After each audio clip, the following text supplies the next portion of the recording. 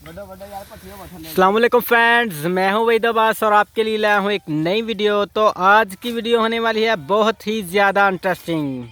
दोस्तों आज की वीडियो में आज हम करने लगे क्या हैं कि हम जेड़े ना पट्ठे वढ़ के ना ते सुट्टन लगे हाँ मंडी, क्योंकि इत्थे पट्ठे नहीं विकदे पे ते चरी वावा लम्मी हो गई है। असीं 1.5 किला चरी बीजी दी ही ते साडे कोल ते कोई एडा ज़्यादा डंगर नहीं, एक अद्धी मझ है ते ओहदी वजह नाल जैना असीं जैना अज्ज ना पट्ठे वड्ढन लगे हाँ ते ट्राली ते लद के खड़न लगे हाँ। वेखने कि जैना किन्ना क रेट लगदा है, किस तरह मन विकदे ने। ते पसरूर मंडी असीं खड़ने ने ते चलो यार वड्डो हुण जल्दी करो, फांडा कराओ, सुबह सुबह खड़ने ने। अज हुण वड्डांगे ना ते फिर लद्दांगे ते फिर जै ना 12-1 बजे तुर पांगे इत्थों राती, जै ना सुबह जै ना कोई 2-3 बजे उत्थे पहुँच जांगे। उस टाइम जै ना फिर मंडी ते जै ना काफ़ी ज़्यादा जै ना हुंदे ने ते हुण जै ना जदों असीं लद्दांगे पट्ठे ते उदों जै ना कंटीन्यू करांगे वीडियो नूं। ते ਇਹ ਵੇਖ ਲਓ ਹੁਣ ਤੁਹਾਡੇ ਸਾਹਮਣੇ ਜਿਹਾ ਨਾ ਇਹ ਚੌਰੀ ਆ ਜਿਹੜਾ ਜਿਹਨੇ ਬਰਮਾਲ ਜਿਹਾ ਬੰਨਿਆ ਲੀਲਾ ਜਿਹਾ, ਇਹ ਚੌਰੀ ਕਾਸ਼ਫ ਸਾਹਿਬ ਜੇ। ਤੇ ਇਹ ਜਿਹੜਾ ਬੰਦਾ ਮੋਬਾਈਲ ਨਾਲ ਲੱਗਾ ਜੇ ਚੌਰੀ ਸਹੀ ਸਾਹਿਬ, ਇਹ ਲਾਹੌਰ ਕੰਮ ਕਰਦੇ ਜੇ। ਤੇ ਇਹ ਵੀ ਆ ਗਏ ਨੇ, ਮੈਂ ਕਿਹਾ ਚਲੋ ਇਕੱਠੇ ਹੋ ਗਏ ਨੇ ਤੇ ਚੱਲ ਸੌਖਾ ਕੰਮ ਹੋ ਜਾਏਗਾ। ਮੈਂ ਤੇ ਪਾਣੀ ਲਾ ਮੁੰਜੀ ਨੂੰ ਖੱਪ ਗਿਆ ਕੱਲਾ। एक जिहा जिमीदार हुंदा उहदा कम नहीं मुकदा, जो मर्जी होए। बाहर ते जिहड़ा बंदा जांदा उन्हें ते जिहड़ा भी काम करना भी एक काम ही करना। जिहड़ा ते बंदा हुंदा जिमीदार उहनूं तो पता ही कोई नहीं हुंदा कम किहड़ा करना।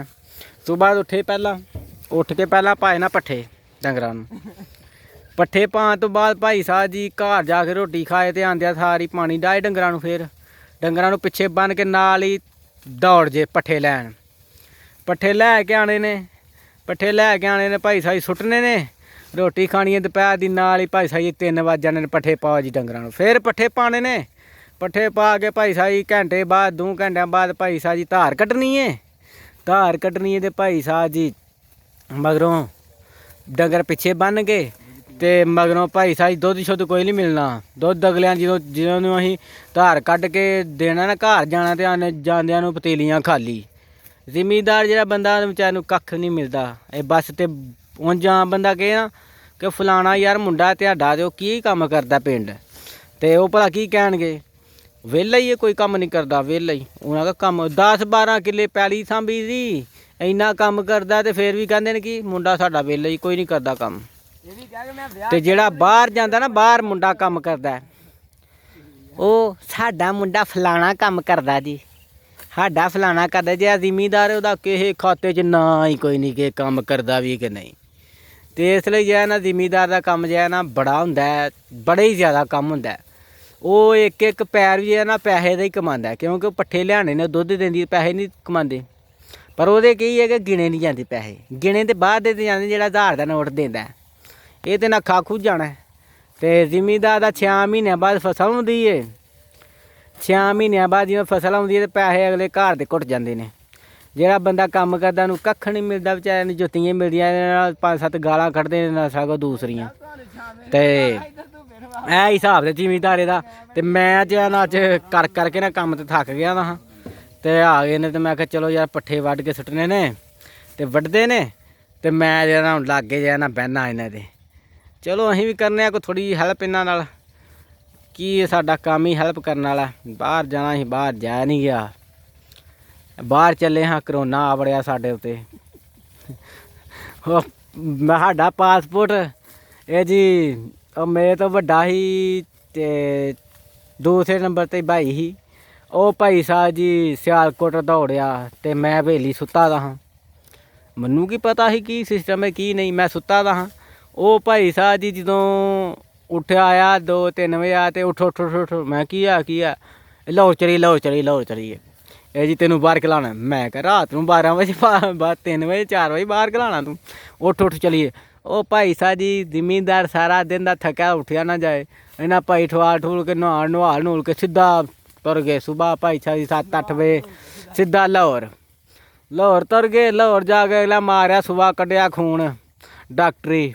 ਇਹ ਤੂੰ ਪਾਣੀ ਨਹੀਂ ਪੀਦਾ। ਮੈਂ ਕਿਹਾ ਪਾਣੀ ਪੀਣ ਦਾ ਤੂੰ ਟਾਈਮ ਹੀ ਨਹੀਂ ਦਿੱਤਾ ਤੇ ਪਾਣੀ ਕਿੱਥੇ ਪੀਣਾ ਸੀ, ਡਾਕਟਰੀ ਦਾ ਕੀ ਪਤਾ ਕੀ ਬਣਨਾ। ਉਹ ਮਾਲਕ ਨੇ ਕਿਹਾ ਚਲੋ ਜੀ ਡਾਕਟਰੀ ਹੋ ਗਈ। ਜੋ ਬੰਦੇ ਕੋਲ ਗਏ ਜੀ ਵੀਜ਼ਾ ਜੀ ਲੱਗ ਜਾਏਗਾ ਤੁਹਾਡਾ ਵੀਜ਼ਾ। ਇਹ ਜੀ ਉੱਥੇ ਰਹਿਣਾ, ਇੱਕ ਰਾਤ ਉੱਥੇ ਰਿਹਾ। ਮਗਰੋਂ ਭਾਈ ਸਾਹਿਬ ਜੀ ਮੱਝ ਨਾ ਮਿਲੇ, ਉੱਥੇ ਲਾਹੌਰ ਰਿਹਾ, ਮਗਰੋਂ ਮੱਝ ਨਾ ਮਿਲੇ। ਮੱਝ ਕੇ ਨਾ ਜੀ ਮੈਂ ਦੁੱਧ ਦੇਣਾ ਹੀ ਨਹੀਂ, ਮੈਂ ਦੁੱਧ ਦੇਣਾ ਹੀ ਉਹਨੂੰ, ਇਹ ਜਿਹੜਾ ਕੰਮ ਕਰਦਾ। ਹੁਣ ਪੈ ਗਿਆ ਸਿਆਪਾ, ਮਗਰੋਂ ਫੋਨ ਜਾਣ ਦੇ ਮਾਰਤੇ 4:30 ਆਇਓ ਜੀ ਆਇਓ। ਮੈਂ ਹੁਣ ਉੱਥੇ ਬਾਹਰ ਵੀ ਜਾਣਾ ਸੀ ਤੇ ਮੱਝ ਇੱਥੇ ਕਹਿੰਦੀ ਮੈਂ ਲੱਤਾਂ ਮਾਰਦੀ, ਉਹ ਕਹਿੰਦੀ ਨਾ ਲਾਗੇ ਨਾ ਮੇਰੇ ਆਓ। ਉਹੀ ਬੰਦੇ ਨੇ ਜਿਹੜਾ ਪੱਠੇ ਪਾਉਂਦਾ ਉਹੀ ਧਾਰ ਕੱਢੇਗਾ। ਫਿਰ ਭਾਈ ਸਾਹਿਬ ਜੀ ਉੱਤੇ ਜਦੋਂ ਡਾਕਟਰੀ ਫਿੰਗਰ ਕਰਾਏ ਜੀ, ਫਿੰਗਰ ਕਰਾਏ ਨੇ ਨਾਲ ਹੀ ਭਾਈ ਸਾਹਿਬ ਕਹਿੰਦੇ ਨੇ ਤੁਹਾਨੂੰ ਹੁਣ ਅਸੀਂ ਫੋਨ ਕਰ ਦਾਂਗੇ ਅਤੇ ਜੇ ਨਾ ਬਾਅਦ ਜੇ ਨਾ ਜਦੋਂ ਤੁਹਾਡੀ ਟਿਕਟ ਹੋਈ ਤੁਹਾਨੂੰ ਫੋਨ ਕਰ ਦਾਂਗੇ, ਤੁਸੀਂ ਉੱਧਰ ਜਾਣਾ, ਤੁਸੀਂ ਤਿਆਰੀ ਫੜ ਲਓ। ਅਸੀਂ ਭਾਈ ਸਾਹਿਬ ਜੀ ਜ਼ਿਮੀਂਦਾਰ ਮਰਿਆ ਦਾ ਸੀ ਵਿਚਾਰਾ ਮੰਜੀ 'ਚ ਪੱਠੇ ਪਾਪਾ ਦੇ ਡੰਗਰ, ਉਹ ਕਹਿੰਦਾ ਸ਼ੁਕਰ ਹੈ ਜੀ ਮੈਂ ਬਾਹਰ ਤੁਰ ਜਾਣਾ, ਮੈਂ ਬਾਹਰ ਤੁਰ ਜਾਣਾ, ਬੜਾ ਖੁਸ਼ ਸੀ। ਮਗਰੋਂ ਅੱਲਾ ਤੇਰੀ ਯਾਰੀ ਤੇ ਕਰੋਨਾ ਵੜ ਗਿਆ, ਕਰੋਨਾ ਪਾਕਿਸਤਾਨ 'ਚ ਵੜ ਗਿਆ, ਫਲੈਟਾਂ ਬੰਦ ਹੋ ਗਈਆਂ, ਉਹ ਜ਼ਿਮੀਂਦਾਰ ਰਹਿ ਗਿਆ ਇੱਥੋਂ ਦਾ ਇੱਥੇ ਹੀ ਕੁਬਾਲਾ।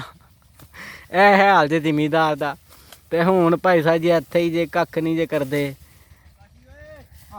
ਤੇ ਇਹ ਇੱਕ ਹੋਰ ਆ ਜੇ ਆਵਾਜ਼ਾਂ ਮਾਰਦਾ ਪਿਆ ਜੇ, ਆ ਚੌਰੀ ਆਇਆ ਇੱਧਰ ਹੀ, ਆਇਓ ਆਇਓ ਇੱਧਰ ਹੀ, ਕਿਤੇ ਕਰ ਛੜੋ ਕੰਮ ਤੁਸੀਂ ਵੀ। ਇਹ ਜਿਹਾ ਬੰਦਾ ਲੀਲੀ ਭਾਗ ਵਾਲਾ ਜਿਹੜਾ ਇਹ ਲਾਹੌਰ ਗਿਆ ਦਾ ਜੇ, ਪਰਲਾ ਵੀ ਲਾਹੌਰ ਹੀ, ਇਹ ਲਾਹੌਰ ਗਿਆ ਦਾ ਸੀ ਟੈਲ ਪੱਥਰ ਲਾਉਣ। ਇਹਨਾਂ ਭਾਈ ਸਾਹਿਬ ਜੀ ਕਮ ਤੋਂ ਕਮ 80,000 ਕਮਾ ਕੇ ਲਿਆਂਦਾ ਨਹੀਂ, ਸਾਰੇ ਘਰ ਦੇ ਖਿਦਮਤ ਕਰਦੇ ਨੇ।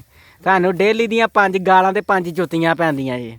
ਇਹ ਹਾਲ ਜੇ ਜ਼ਿਮੀਂਦਾਰ ਦਾ। ਅਤੇ ਜਿਹੜਾ ਬੰਦਾ ਕੰਮ ਕਰਦਾ ਉਹਨੂੰ ਬਾ ਬੱਲੇ ਬੱਲੇ। ਅਤੇ ਮੈਂ ਤਾਂ ਇਹੀ ਕਹਿਣਾ ਕਿ ਭਾਈ ਸਾਹਿਬ ਜੀ ਚੁੱਪ ਕਰਕੇ ਤੇ ਕੰਮ ਕੋਈ ਸਿੱਖ ਲਓ। ਜੇ ਬੰਦਾ ਕੋਈ ਜ਼ਿਮੀਂਦਾਰਾ ਕਰਦਾ ਤਾਂ ਕੰਮ ਕੁਮ ਸਿੱਖ ਲੇ।